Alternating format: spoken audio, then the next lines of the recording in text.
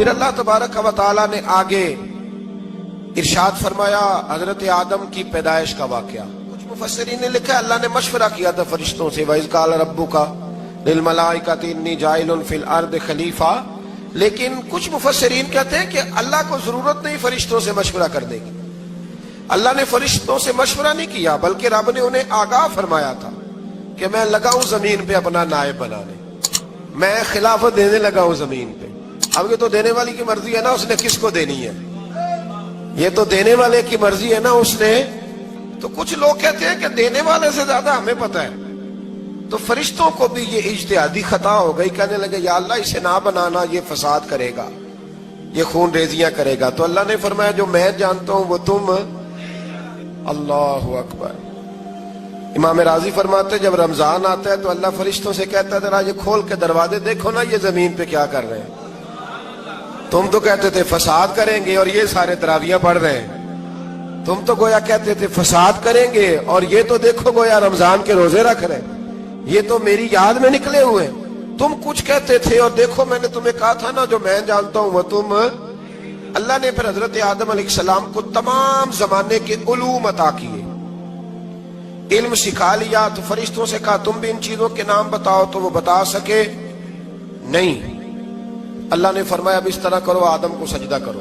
سب نے سجدہ کیا سوائے وہ. کہنے لگا یا اللہ صرف تجھے ہی کرنا ہے, کرنا بھی صرف اللہ کو چاہیے پر رب کے آگے بھی جھکنا چاہیے, اور جس کے سامنے رب جھکائے نا وہاں بھی. اور یہ جو عاجزی ہے نا, یہ جو جھکنا ہے یہ علم کے آگے ہے. ہماری مصیبت یہ ہے کہ ہم علم کے آگے بھی گردن جھکانے کو تیار نہیں ہوتے, وہاں بھی ہم خود عالم فاضل بن جاتے. تو فرمایا کہ سب سے کہا سجدہ کرو, سب نے سجدہ کیا سوائے ابلیس کے. تو پھر ہوا کیا وکان من الکافرین, وہ کافروں میں سے ہو گیا. پھر اللہ نے حضرت آدم کو اور جناب حوا کو نا مقام دے دیا جنت میں رہنے کے لیے, اور کہا سارا کچھ کھانا, درخت کے قریب نہ جانا. ابھی آپ کسی سے کہہ دیں تھوڑا سا کہ پیچھے نہ دیکھنا, یعنی اگر میری سمجھ لیں ادب کی وجہ سے کوئی 1.5-2 منٹ یا 6 منٹ نہیں بھی نہ دیکھے گا تو سوچے گا ضرور کہ پتہ نہیں اب پیچھے کیا ہے, مصیبت کیا ہے. یعنی آپ کہہ کے دیکھ لیں کسی کو پیچھے نہ دیکھنا. فطرت ہے نا انسان کی, وہ جستجو کرتا ہے کہ اس درخت کے پاس نہ جانا. تو حضرت حوا سلام اللہ علیہ کہتے ہیں دل میں خیال رہتا تھا کہ آخر ہے کیا درخت کے پاس. یہی انسان کا عقیدہ توحید ہے کہ جہاں سے رب منع کر دے وہاں وہ منع ہو جائے. اور یہ ان کی خطا نہیں تھی, یہ اللہ کی حکمت تھی, چونکہ رب نے تو پہلے کہہ دیا تھا بنایا ہی زمین کے لیے, تو یہ تو سارا کچھ ہونا تھا تو زمین پہ آنا تھا نا. تو حضرت حوا اور جناب آدم کے پاس شیطان آیا, اب اس کو نکال تو دیا تھا پر ابھی اس کا جنت میں آنا جانا بند نہیں ہوا تھا, یہ بھی اللہ کی حکمت تھی. تو وہ کہنے لگا تمہیں پتہ ہے بعد میں مر جاؤ گے. تو حضرت حوا کہنے لگی کیا موت بھی آئے گی؟ کہاں, اس کی تکلیف بھی بڑی ہوگی, تو پھر بچیں گے کیسے؟ تو کہنے لگے پھل کھا لو اس درخت کا. تو بچنے کے لیے پھل کھایا تھا. جس طرح لوگ آج بہت سارے کام بچنے کے لیے کرتے ہیں پر بچ سکتے, بچنے کے لیے پھل کھایا. تو اللہ نے فرمایا زمین پہ چلے جاؤ. تو حضرت آدم زمین پہ آئے, پھر کئی 100 سال روتے رہے. فَتَلَقَّى آدَمُ مِن رَبِّهِ کَلِمَاتٍ. تو پھر اللہ نے خود ہی جناب آدم کو کچھ کلمے سکھائے. علامہ اسماعیل لکی فرماتے ہیں وہ کلمے یہ تھے کہ حضرت آدم نے میرے نبی کا وسیلہ پیش کیا, اللہ کریم نے جناب آدم کی دعا کو مقبول فرما لیا. پھر آگے بنی اسرائیل کا ذکر آ جاتا ہے. اللہ تعالیٰ نے بنی اسرائیل, آج آپ اسی قوم کو یہودی کہتے ہیں, ان کو اللہ نے اس زمانے میں فضیلت عطا کی تھی بہت زیادہ. تو عرب کے اندر جب نبی پاک علیہ السلام نے اعلان نبوت کیا تو کچھ لوگوں نے یہ کہہ دیا کہ اگر یہ یہودی کلمہ پڑھ لیں گے تو ہم بھی پڑھ لیں گے. تو پھر اللہ نے انہیں یاد کرایا کہ تم اصل میں کیا ہو, تمہیں کلمہ پڑھنا چاہیے. تو اہل یہود کا تذکرہ کرتے کرتے رب کریم نے ایک بات یہ بھی ارشاد فرمائی کہ تم لوگوں کو تو کہتے رہے ہو کہ وہ نبی آنے والے ہیں, وہ نبی آنے والے ہیں, اور جب آ گئے ہیں تو ماننے کو تیار نہیں ہو. تو فرمایا تأمرون الناس بالبر وتنسون انفسکم وانتم تتلون الکتاب, لوگوں کو بھلائی کا حکم دیتے ہو اور اپنے آپ کو بھول جاتے ہو. افلا تعقلون, تمہیں عقل نہیں؟ پھر اللہ نے انہیں یہ بھی یاد کرایا کہ یاد کرو وہ زمانہ کہ جب فرعون نے خواب دیکھ لیا تھا کہ کوئی بچہ اس کی سلطنت کو تباہ کرے گا تو پھر اس نے تمہارے بچوں کو ذبح کرانا شروع کیا اور تمہاری بیٹیوں کو چھوڑتا تھا. فرمایا یہ بھی تو تم نے دیکھا, میں نے تمہیں پھر تم سے کہا جہاد کرو قوم عمالقہ کے خلاف, تو مقام طیہ میں جا کے یہ لوگ کہنے لگے ہم سے جہاد نہیں ہوتا. اللہ نے انہیں ایک میدان میں قید کر دیا. بڑی دلچسپ بات, قید تو لوگ ہوتے ہیں نا چار دیواری میں, تو اللہ نے بنی اسرائیل والوں کو جب انہوں نے کہا ہم جہاد نہیں کریں گے تو اللہ نے میدان میں قید کر دیا. میدان میں, یہ یاد رکھیں, جب انسان اللہ کی نافرمانی کرتا ہے تو اسے ایسی قید ملتی ہے جس کا اس نے تصور بھی نہیں کیا ہوتا. ایک میدان ہے مقام طیہ, قید ہو گئے. سارا دن سفر کرتے تھے, سارا دن, تو رات کو تھک کے سوتے تھے, صبح اٹھتے تھے نا جب, تو وہیں ہوتے تھے جہاں کل صبح چلے تھے. تو رب جب کسی کو قیدی بناتا ہے تو اسے زنجیروں کی سلاخوں کی ضرورت. دعا فرمائے اللہ تبارک و تعالی غموں سے نجات عطا فرمائے. یہ دعا فرمائے, ایسی قید دیتا ہے کہ جس سے پھر چھٹکارا ہو سکتا.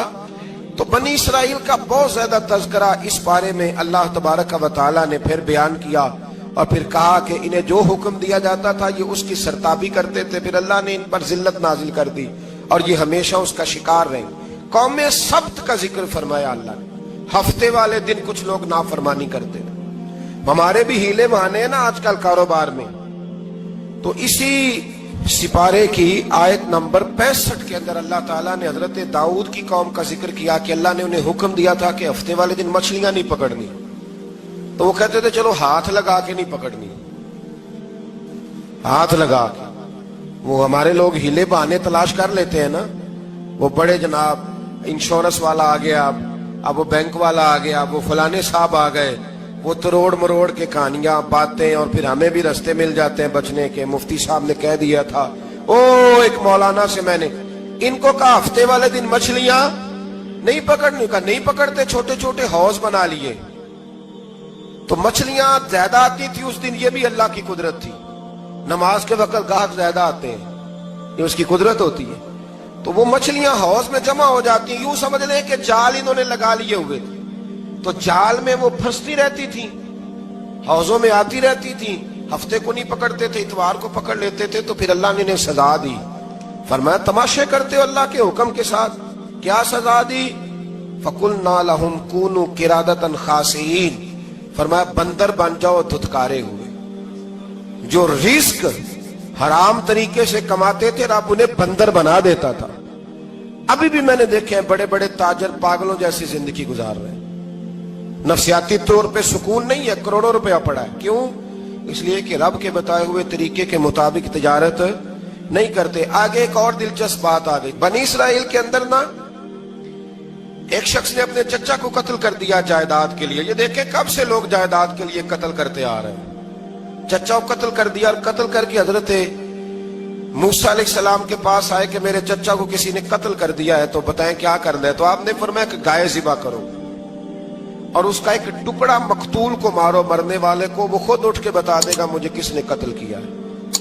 اب ارادہ نہیں تھا گائے ذبح کرنے کا, تو بہانے کرنے لگے. ارادہ نہیں نہ ہوتا تو پھر کیا ہوتے ہیں, کہنے لگے گائے کس طرح کی ہو, بوڑھی ہو کہ بچی ہو, رنگ کیسا ہو, جوان ہو کہ چھوٹی ہو, حال میں ایک دفعہ چلنا سیکھ گئی ہو یا ابھی نہ سیکھی ہو. تو بتاتے گئے تو رب بھی شرطیں بیان کرتا گیا.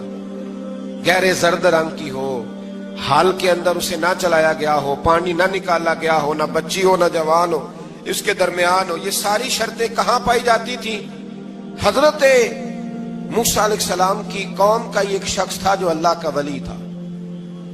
وہ جب انتقال کرنے لگا نا, اللہ اکبر, دیکھو رب ولیوں کی اولادوں پر بھی کتنا فضل فرماتا ہے.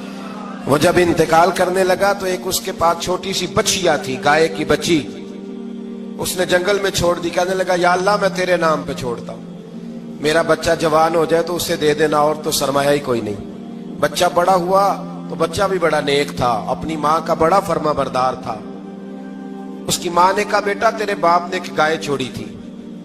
تو بچہ جنگل میں گیا اور جا کے کہنے لگا اے اللہ میری گائے مجھ سے ملا دے. تو رب کریم نے وہ گائے واپس کر دی. وہ گائے گھر لے آیا. اب وہ کہنے لگا اما بیچ دوں, تو اما کہنے لگی بیٹا میرے پوچھے بغیر نہ بیچنا. کئی دفعہ گاہک لگے پر اس نے کہا جب تک میری اما نہ کہے گی میں بیچوں گا. ادھر بنی اسرائیل والے